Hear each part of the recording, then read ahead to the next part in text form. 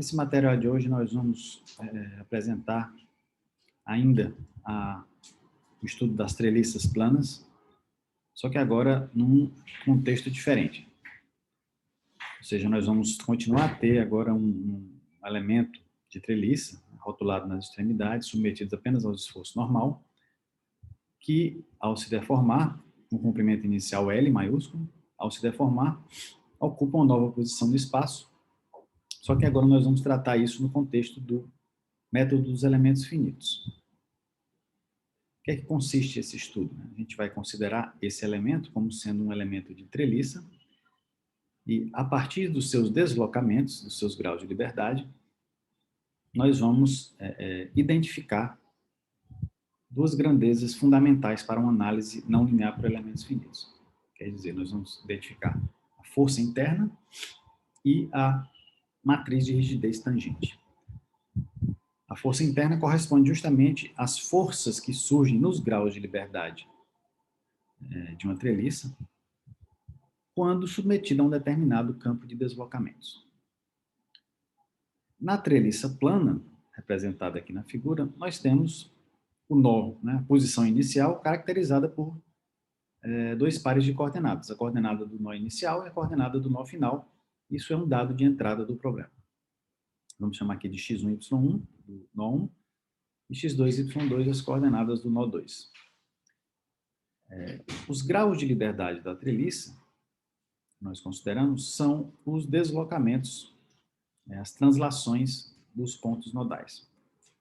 Então, após a deformação, esse nó 1 se deslocou para essa nova posição e o nó 2 se deslocou para essa nova posição.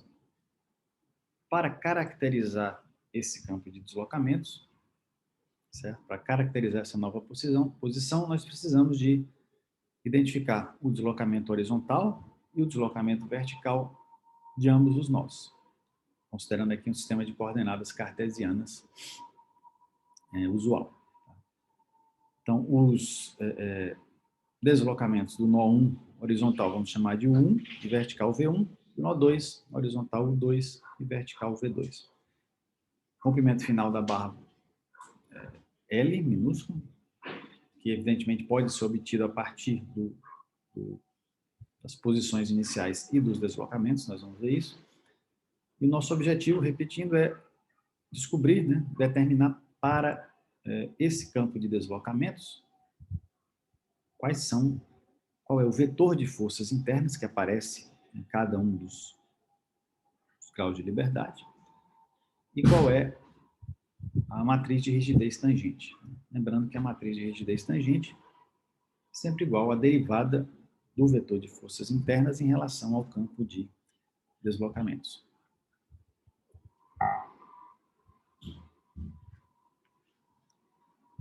Bom, nós vamos definir dois vetores aqui, o vetor de coordenadas iniciais, seria a posição inicial do elemento, caracterizado por 4 coordenadas, e os deslocamentos, que são os deslocamentos de em cada uma dessas direções, as 4 coordenadas. Então, tem um elemento aí que tem 4 graus de liberdade.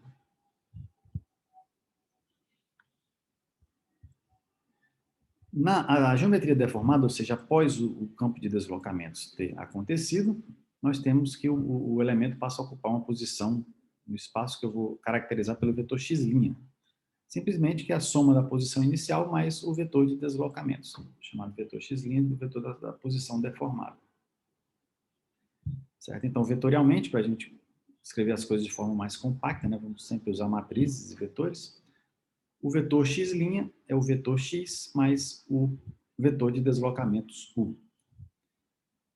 Quem vai determinar tudo, a variável independente principal desse processo é esse vetor de deslocamentos u, deslocamentos nodais. Bom, nós podemos chamar de ΔX um vetor de duas posições que representa a diferença entre as coordenadas dos nós do elemento. Certo? x2 menos x1 e y2 menos y são os catetos daquele triângulo ali da geometria do elemento.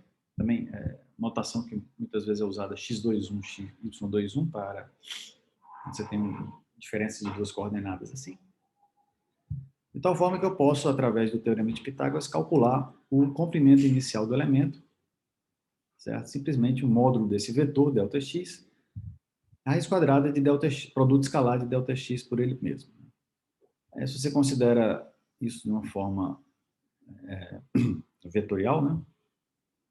A forma de vetor, você também pode escrever isso como sendo ΔX transposto ΔX, sendo que ΔX é um vetor coluna, então ΔX transposto ΔX vai te dar o produto escalar desses dois vetores. Então, o comprimento ao quadrado, portanto, é simplesmente ΔX transposto ΔX. Já na configuração deformada, eu tenho a diferença de coordenadas dada por ΔX', né?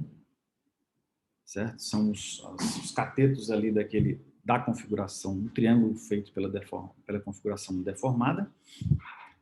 Então, eu vou ter x2' menos x1', y2' menos y1', são as coordenadas finais. Eu posso, escrevendo esse x' em função de x e de u, a gente chega à conclusão de que o comprimento, o vetor, né, diferença das coordenadas, é dado por ΔX mais ΔU. Aliás, o vetor, diferença das coordenadas finais, ΔX, as coordenadas iniciais, mais ΔU dos deslocamentos. Aí eu estou trabalhando com vetores 2 por 1. Lembrando que os deslocamentos em si são vetores 4 por 1, ou seja, os 4 componentes do deslocamento. Bom, substituindo aqui escrevendo aqui o quadrado do comprimento final, vai ser produto escalar de ΔX' e ΔX' por ele mesmo. Escrevendo ΔX' em função de ΔX inicial, que é conhecido, e o ΔU, que são os deslocamentos, a gente obtém essa expressão para o quadrado do comprimento final, certo? Vemos que o quadrado do comprimento final é uma expressão também quadrática nos deslocamentos nodais, certo? Bom, feitas essas considerações geométricas iniciais, a gente pode partir para tentar desenvolver um elemento finito de treliça que considera a análise não linear geométrica. Como já vimos nos capítulos iniciais, a análise não linear geométrica ela envolve a definição de uma medida de deformação. Com base nessa medida de deformação, nós vamos desenvolver as expressões envolvidas no problema. Por uma questão de simplicidade, nesse capítulo, nós vamos começar com a deformação de Green-Lagrange. Inclusive porque as expressões para o cálculo já estão aí presentes, tá? Nos slides anteriores. A nossa abordagem mais simples parte da definição da análise de Green. Mais uma vez, né, o elemento de treliça vai ser um bom exemplo para se começar esse estudo, porque ele só tem uma componente de deformação, que é a deformação axial. Estamos escrevendo aí na equação a expressão da deformação de Green-Lagrange, comprimento final ao quadrado menos comprimento inicial ao quadrado, dividido por 2L ao quadrado, que é o comprimento inicial. Escrevendo esses L's maiúsculos e minúsculos em função dos deslocamentos, né, das suas expressões a partir da posição inicial e dos deslocamentos, nós chegamos a essa expressão, né, que me dá uma deformação de Green, também, mais uma vez, com um componente linear em ΔU e uma componente quadrática em ΔU. Um ΔU é função dos deslocamentos, então a gente tem uma deformação realmente quadrática de segundo grau em relação aos deslocamentos. Esse ΔU nós podemos escrever em função dos deslocamentos propriamente ditos, certo? Porque no final quem aparece nas expressões é esse vetor U. Como o ΔU é simplesmente a diferença entre esses deslocamentos, eu posso escrever ele a partir de uma matriz G, somente composta aí de zeros e uns, que multiplica o vetor de deslocamentos nodais. Você vê, por exemplo, o primeiro componente dele é o 2 menos o 1. Né? Então, tem menos 1 aqui e 1 aqui. Então, fica o 2, que é esse terceiro termo, menos o 1. Na segunda linha, que seria o U21, né? O V21, seria o V2 menos o V1. Então, só posicionando corretamente ali os uns, né? A gente consegue achar essa relação, ou seja, o ΔU igual a G vezes os deslocamentos nodais. Usando essa nova expressão, a gente pode escrever a deformação de Green como sendo, né, o ΔU igual a G vezes U, e o ΔU transposto ΔU, quem que é? É G vezes U transposto G vezes U. Então, fica... Não vamos substituir ainda só num lado, né? Fica ΔU transposto ΔU. Esse segundo ΔU a gente escreve como G vezes U. Colocando em evidência, né? E a expressão de U você coloca aqui fora do parênteses, a gente acha que a deformação de Green-Lagrange ela é escrita como epsilon, né? É uma expressão que não varia com U, certo? Mas uma expressão que varia linearmente com U, multiplicada por U. Por uma questão de conveniência agora, né? Só para a gente ir acostumando também com a notação, eu vou chamar essa matriz aqui de B, que é uma matriz que relaciona deformações, certo? Ela pega os deslocamentos e transforma em deformações.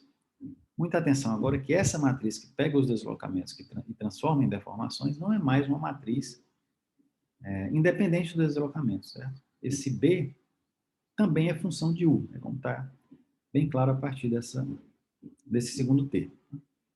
Então, a gente pode separar isso em duas parcelas. Vou chamar essa primeira parcela de B, né? De B0. E essa segunda parcela aqui, né? Vou pegar o coeficiente 1,5 e jogar para fora e chamar essa parcela de BL.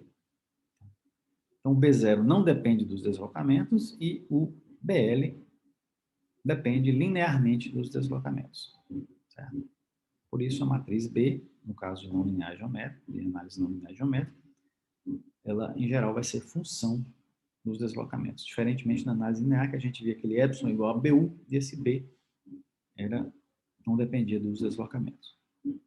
É uma maneira de você organizar, certo? E vai aparecer muitas vezes ao longo do nosso estudo sobre elementos baseados em deformação de Green.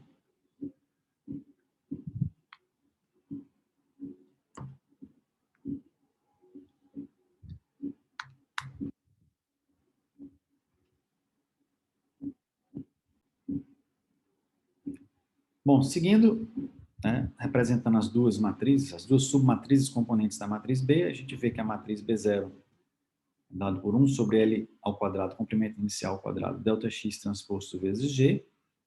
Pode expandir isso em função das diferenças de coordenadas iniciais também. A gente vê, então, que essa matriz depende apenas e tão somente da geometria inicial do nosso elemento. Tá? Já a matriz... Bom, essa matriz é independente dos deslocamentos, como eu já falei, e ela é a mesma matriz usada na análise linear de treliças planas, certo? O elemento de treliça linear, essa é a matriz de rigidez, desculpa, essa é a matriz de deformação de deslocamento dele. Tá? Nós vamos mostrar aqui depois que a matriz do elemento linear está embutida dentro dessa matriz do elemento de Lagrange. Prosseguindo, né, a matriz BL, ela depende linearmente dos deslocamentos, ou seja, está aqui o termo, né, ΔU transposto G. Lembrando que esse ΔU é G vezes U, você pode escrever isso aqui como sendo também U transposto G transposto G. Uma outra maneira de representar é dada aqui à direita, né, em função das diferenças dos deslocamentos nodais. Certo? Então, um elemento desse, essas duas matrizes são muito simples de você implementar, né? Basta você dar as coordenadas iniciais e os deslocamentos nodais. Com base nesses dois vetores, você calcula todos os termos dessas duas matrizes, certo? Então, nós fizemos a relação entre o cálculo da deformação, agora nós vamos usar o princípio dos trabalhos virtuais para obter, né, a força interna. Sempre o procedimento é o mesmo, né? Trabalho das forças internas igual ao trabalho das forças externas, na forma incremental, certo? Devido a um deslocamento virtual ΔU. Portanto, mais uma vez, a gente vai se preocupar mais com a parcela do trabalho interno, que é de onde sai a força interna. Certo? Então, a expressão é integral ao longo do volume, ΔY transposto sigma dV. Esse volume de integração, como já foi discutido brevemente anteriormente, nós vamos considerar o volume inicial indeformado. Certo? Então, pegando a expressão da variação da deformação, lembrando, né, que deixa eu voltar aqui um pouquinho na deformação, né? Deformação de Green. Está aqui ela, né? 1 sobre L ao quadrado, delta x transposto delta U, mais 1 meio de delta U transposto delta U. Nós vamos aplicar o operador diferencial nessa matriz, o delta, né? Certo? Lembrando que a variável aqui, né, o delta x, né, são as coordenadas iniciais. Então, isso aí não é uma função. Isso aí, para nós, funciona como uma constante. Então, esse operador delta vai ser aplicado, basicamente, nesse delta maiúsculo U, certo? Então, fica meio esquisita a notação, né? Delta de delta U, mas fica... vamos ter em mente aqui que esse delta é o operador diferencial e esse delta maiúsculo representa as diferenças, né? Então, ao fazer esse operador diferencial, você tem uma expressão linear no primeiro termo e uma quadrática no segundo termo, para a qual a gente aplica aí a fórmula do produto, né? Primeiro, derivada da primeira vezes a segunda, mais a primeira vezes a derivada da segunda, de tal forma que, ao final, a gente tem essa expressão para a variação incremental da deformação de Green-Lagrange, 1 sobre L ao quadrado, delta x transposto delta de delta U transposto delta de delta U. Então, essa primeira expressão, né, a primeira parcela, ela é linear nos deslocamentos, e essa segunda parcela quadrática nos deslocamentos. Bom, lembrando que o meu delta U é G vezes U, né, onde esse G só tem constantes, só tem zeros e uns. O meu delta desse delta U, maiúsculo, né, é G vezes a variação dos deslocamentos nodais. Então, substituindo isso aqui nessa expressão e colocando delta U em evidência, eu vou ter 1 sobre L ao quadrado, delta x transposto G, mais delta U transposto G, delta U minúsculo, né? Eu fico falando delta U e delta U, né, misturado, claro que só dá para acompanhar pela leitura, né?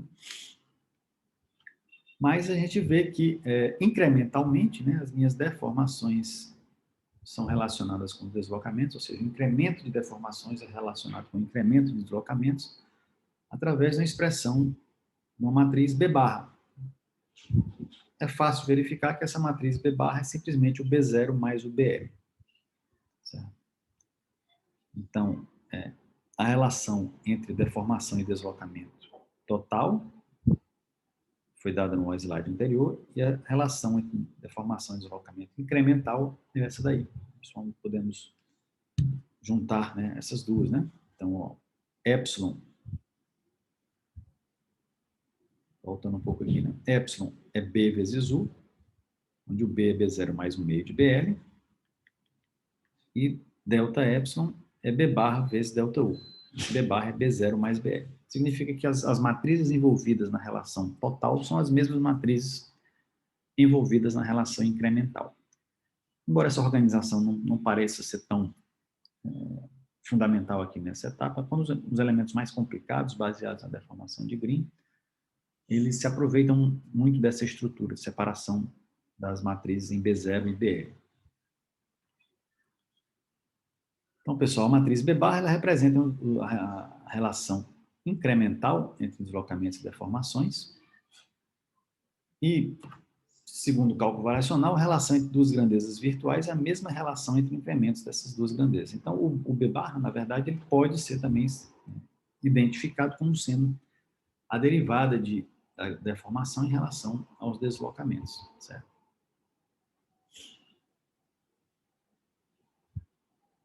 E vamos guardar esse resultado aí.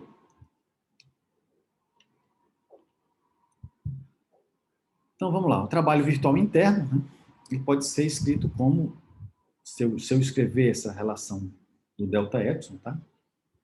Vou voltar aqui com delta epsilon igual a B barra delta U. Eu jogar na expressão do delta U lá em cima, equação 62, nós vamos ter o trabalho virtual interno como sendo delta U transposto um vetor G. Quem que é esse G? Integral de B barra transposto sigma dv. De onde vem isso? Né? Vem de lá daquela primeira, né? Delta epsilon transposto sigma dv. Você substitui o delta epsilon aqui como sendo delta u transposto b barra transposto.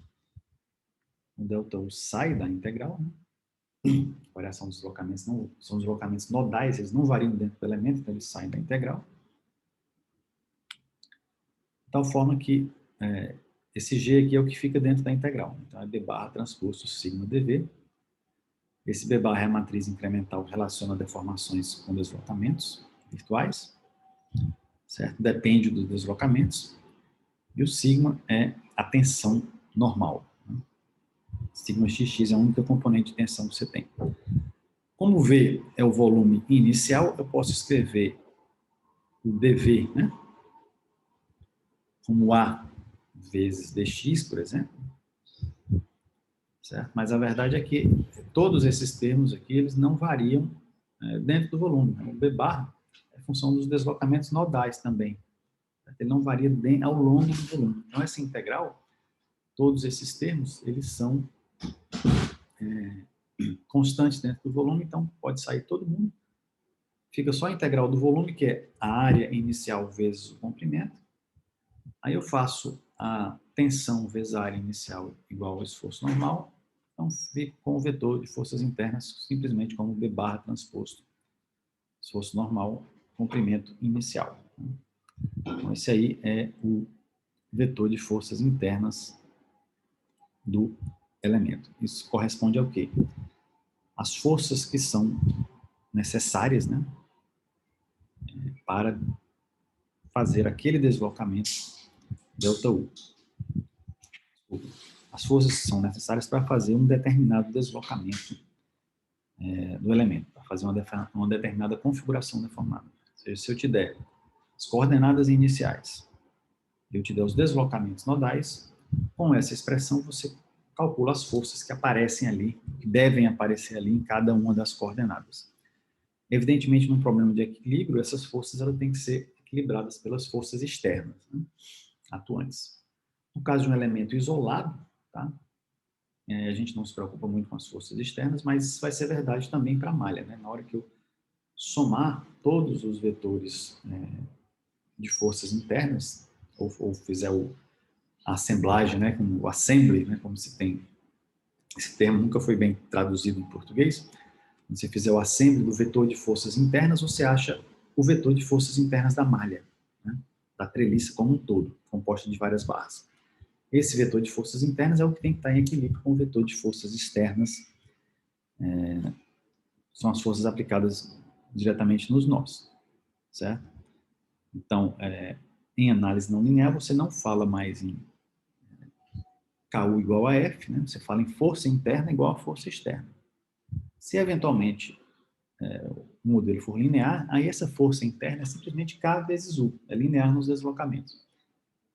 No caso mais geral, a força interna, como essa que a gente acabou de mostrar, ela é não linear nos deslocamentos. Ou seja, eu tenho que resolver, na verdade, um sistema de equações não lineares. Foi aquela introdução que a gente fez na última aula para sistemas gerais de equações não lineares. As equações específicas para o caso de equilíbrio a gente vai ver posteriormente. Bom, até aqui a gente não falou nada do material, né? Não apareceu nada do material. Evidentemente, para calcular essa tensão, você precisa ter uma lei do material, né, para obter a tensão a partir da deformação.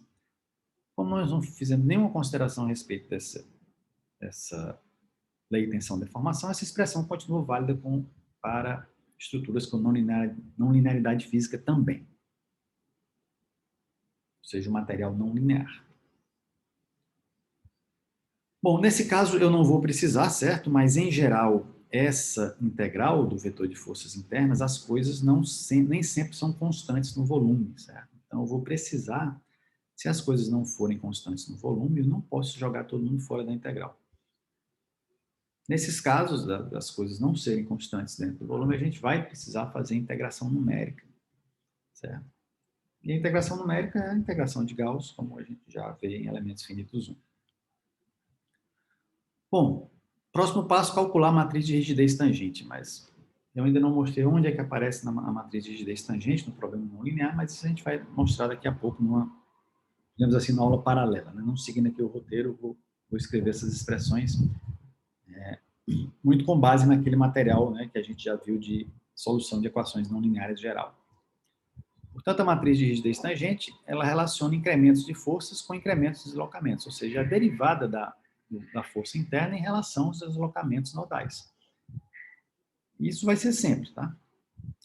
A matriz de rigidez tangente pode ser mais ou menos complicada, essa derivada ela pode ser mais ou menos difícil da gente obter. No caso da nossa estrutura, da nossa trelicinha de Green-Lagrange,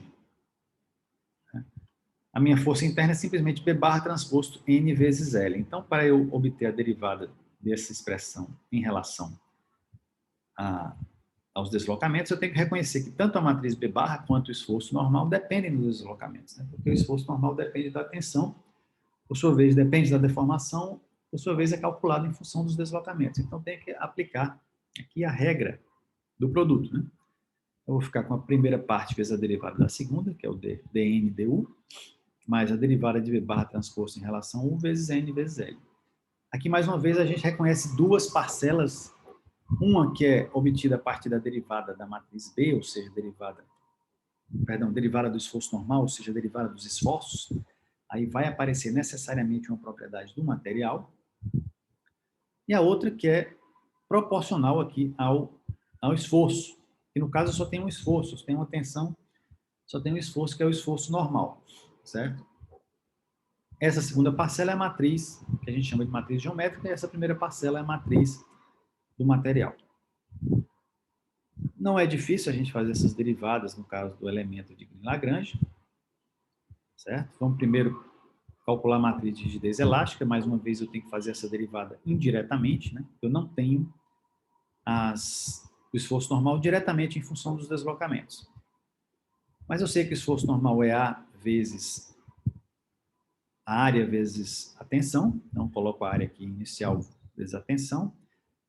Já a derivada da tensão em relação aos deslocamentos vai ser igual a quem? Vai ser a derivada da tensão em relação à deformação, multiplicado pela derivada da deformação em relação aos deslocamentos nodais. Isso eu tenho, né? Usando a regra da cadeia. A derivada da tensão em relação à deformação depende, sim, do material, certo? Você deve ter uma relação uniaxial tensão-deformação. Pode ser plasticidade, pode ser linear elástico, pode ser hiperelástico, você tem diversos tipos de relação tensão-deformação. Mas em todas elas, a derivada da tensão em relação à deformação, a gente costuma chamar de módulo tangente, certo? É o módulo de elasticidade tangente. Por exemplo, no concreto, esse módulo de elasticidade tangente vai variando, né? A curva do concreto é uma curva tensão-deformação uniaxial, uma curva que tem aquele aspecto de vai caindo. Então, fica um módulo de elasticidade tangente multiplicado pela área e a derivada de Epsilon em relação é simplesmente o B barra. Já tínhamos obtido anteriormente. De tal forma que a primeira parcela vai ficar simplesmente B barra transposto, esse termo aqui, vezes a derivada de N em relação a 1, que é aparece o B barra, né, vezes o E, o A, e o L que já tinha lá em cima. Então, eu fico com essa expressão para a matriz a parcela, né, parcela do material da matriz de rigidez tangente. Certo? Isso aí vale, né, para treliças com não linearidade física e com não linearidade geométrica também. Já a segunda parcela, né, o KG, matriz de rigidez geométrica, eu preciso obter a derivada de B barra transposto em relação a U. Nesse caso é bem simples, né? O B barra, derivada de B barra em relação a U, lembrando que o B barra é o B0, que não depende dos deslocamentos, mas o BL, que depende dos deslocamentos, derivada de B barra em relação a U é simplesmente derivada de BL em relação a U. E a derivada de BL em relação a U é igual a 1 sobre L ao quadrado G transposto G. Deixa eu mostrar o BL de novo aqui para vocês, né? Certo? O BL, ó, o BL é delta U transposto G. Aqui, né? Essa parcela aqui, delta U transposto G. Então, isso aqui também é U transposto G transposto G. Quando eu derivo essa parcela em relação a U, ela é linear em U, então fica simplesmente o G transposto G como está. Aparece lá no... Tem um L ao quadrado também que estava do lado de fora, né? Certo? Então, nesse caso, essa derivada é bem simples. Portanto, a parcela geométrica da matriz de rigidez fica N sobre L, G transposto G. Esse G lembra aquela matriz só de zeros e uns, tá? Só de zeros e uns. Então, se você desenvolver essa expressão, você acha a expressão da matriz de rigidez geométrica da treliça. N sobre L, G transposto Z, só tem uns e zeros, vai dar uma matriz também cheia de uns e zeros. Diretamente, né? A gente fala aqui diretamente, essa matriz de rigidez geométrica não aparece, né? Não aparecem as informações relativas ao material. Claro que para você calcular a tensão, portanto, o esforço normal, você precisa ter alguma informação do material, mas a expressão final, ela depende do estado de tensões e da geometria do elemento, certo? Essa matriz de rigidez geométrica, ela é importantíssima para a gente determinar, por exemplo, por elementos finitos, cargas críticas, né, de estruturas, né? Aquelas cargas críticas de Euler, cargas críticas linearizadas. E, claro, ela tem importância no procedimento porque ela é parte da matriz de rigidez tangente também. Com isso, a gente conclui aí essa análise, né, do elemento de treliça baseado na deformação de Green-Lagrange e temos as expressões completas para força interna, certo? Força interna e a matriz de rigidez tangente. Qualquer programa de elementos finitos que trabalhe em termos de deslocamentos, ou seja, na forma convencional, é isso que você precisa fornecer para ele, né? É isso que você precisa implementar para que você tenha um novo elemento funcionando. Força interna e matriz de rigidez tangente.